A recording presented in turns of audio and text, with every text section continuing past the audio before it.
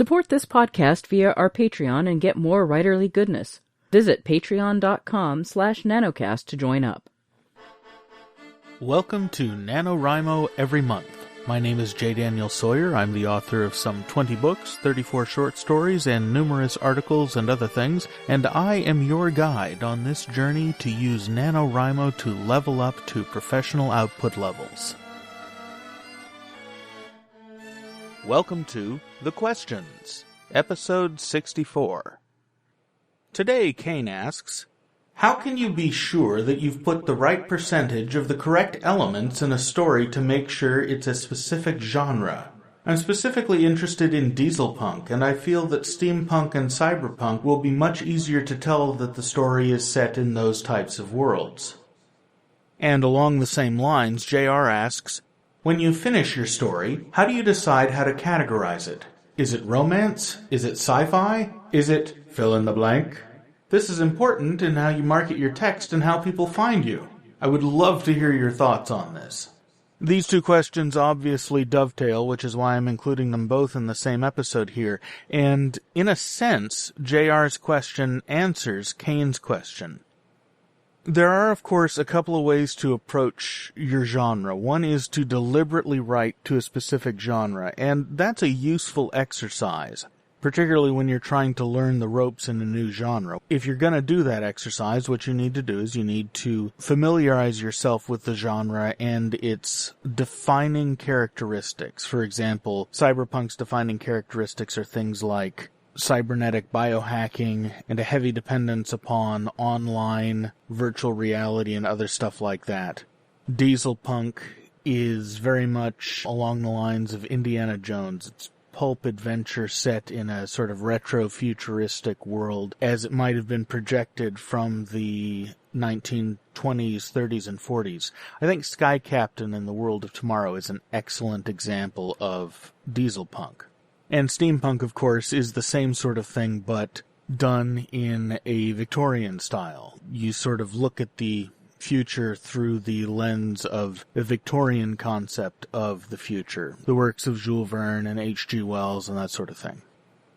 Now, while that's interesting as an exercise, it can be very limiting, particularly depending on your psychology. And my approach actually tends to mirror the premise implicit in JR's question, which is once you finish a story, then you figure out how to categorize it. And sometimes if you're sitting on a line between genres and it's very difficult to tell what you've written, you can go back and tweak things to make it come out definitively one way or the other. As far as how you categorize it, you have to be familiar with genres as they're sitting right now. The point of a genre, as JR alluded, is placing it on the right shelf in the bookstore or the virtual bookstore. It's purely a marketing issue. The way genres have been going in the last few years, it's not unreasonable to expect that the entire concept is sort of going away, and an author is becoming the definitive brand and marketing hook for the genre, which in one sense leaves you with a Matthew effect problem where you have to get known enough for your voice before people start gravitating towards you just for you. This is an area of the field that's very much in flux, and the answer that you give to what genre you're writing in today may well change in 10 years, even though your book doesn't, because the landscape moves around you. The ideal situation is to package a book so that it accurately communicates to the audience the sort of thing they're signing up for. And then periodically, as you go back to your books, every 4 to 6 years usually, and look at the way you've got them set up, your cover art, your back of book description, that sort of thing, and tweak them so that they're in line with the way expectations have evolved. And you look at that by comparing like with like. You look at other authors' books that are doing well, that are telling the kinds of stories that you're telling, and you tweak your presentation a little bit so that your book is looking of a general class with books that would appeal to the same sorts of people that your book would appeal to. Genres are generally by tropes and plot expectations. For example, something set in the future is science fiction by definition. Something set in space currently is science fiction by definition, though with the way the current space age is heating up, that may very well change very soon as space travel gets normalized. It's hard to tell even now whether something that takes place on the International Space Station or using current space technology is really science fiction or if it's just contemporary fiction with space travel. These sorts of things are ever shifting depending on the cultural zeitgeist. The general rule is to package your books so that they will appeal to the audience that will like them, and so that it clearly communicates to the audience what they're in for. And that language is ever evolving, as anything in a open marketplace does. Market awareness, I think, is probably the best watchword here. The way that we handle it here is anytime I release a new book, both myself and Kitty Nakian spend some time before doing a new batch of covers and go through and review similar types of books, packaging that's going on for the types of books we're releasing. When we discover a major change in the way something's done in a series that we're doing, we'll go back and take the time to repackage the whole series. That only happens once every couple of years at the most, or once every 5 or 6 years at the outside.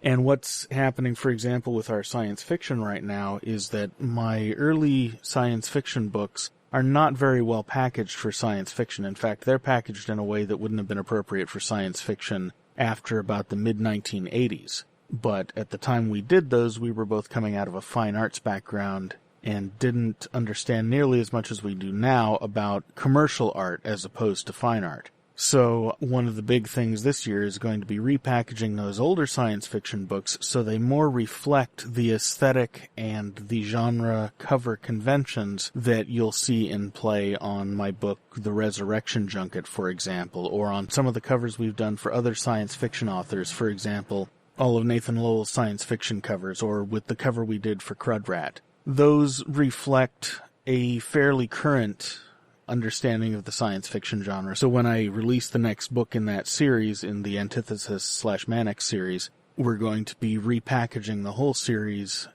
in a much more genre-appropriate kind of way. If you look online, particularly on Goodreads, you'll be able to see how my mystery covers have evolved over the years. And as we've gained an understanding of the way mystery packaging works and that sort of thing, and the current packaging situation for the ebooks of the Clark Lantham Mystery series are very much in line with genre expectations. That's stage one. Stage two is you want your books to look like your books. You want someone to be able to see your book and identify you immediately with that cover. It means you generally want your name very prominent, because that communicates confidence in the author and sort of authority where the types of stories you're telling are concerned. And because the author is ultimately the brand, if you're writing in multiple genres, you're going to want to have similar design elements consistent through all your genres, if at all you can pull it off. WMG Publishing is very good at this. The stuff that Scott Sigler self-publishes is very good at this. So, yeah, that's the takeaway. Be aware of how things are working in the genres you're writing in, both in terms of packaging and in terms of storytelling. And be open to the notion that you will sometimes misidentify the genre you're writing in. I know it sounds weird, but it happens even to very well-established writers. I have a friend who's got dozens and dozens, if not 100 books under his belt, who a couple of years ago wrote what he thought was a mystery, and his first reader read it and turned around and said, "No, this is a thriller. You can't package this as a mystery. It will not attract the right audience." So what you want to do is, when your book is done, get the feedback from your first readers, and as you develop in your career, your first readers will get more and more savvy about these things. And be open if they tell you, look, this is not the genre that you think it is, because sometimes it won't be. And the further along you get in it, the better you'll get at identifying it. But it's the particular mix of elements that makes the difference particularly between subgenres. Crime fiction is the overarching category for mysteries and thrillers and cozies and spy novels and all sorts of stuff. but each of those subgenres has a very different way that it's done, and stuff that used to be hardcore spy thrillers, say back in the 70s and 80s, say anything written by Robert Ludlum or even Tom Clancy, they don't really qualify as thrillers by the current definition because people like James Patterson and Lee Child have driven the thriller genre down this extremely fast-paced, high-energy style of storytelling. And so those other books that sort of defined the thriller genre in one era, they're no longer thrillers. They're something else. They're spy novels or sometimes techno-thrillers or that sort of thing. So you want to be aware of these things and keep current. Occasionally pick up books that are currently selling well in the genres you think you're writing in, and take a look and see what the current audience expectations are for those things.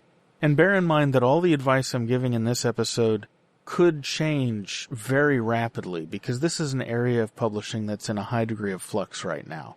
So if you're listening to this a year or two from now, go and check my facts as to how things are working, because the facts may have changed.